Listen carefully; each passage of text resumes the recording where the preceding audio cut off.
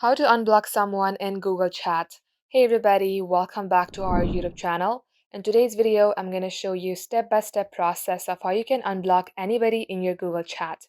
So without any further ado, let us jump right into the process. First of all, make sure that you have downloaded this chat app in your device. If not, head over to Play Store and type in chat. This is the application that you should download.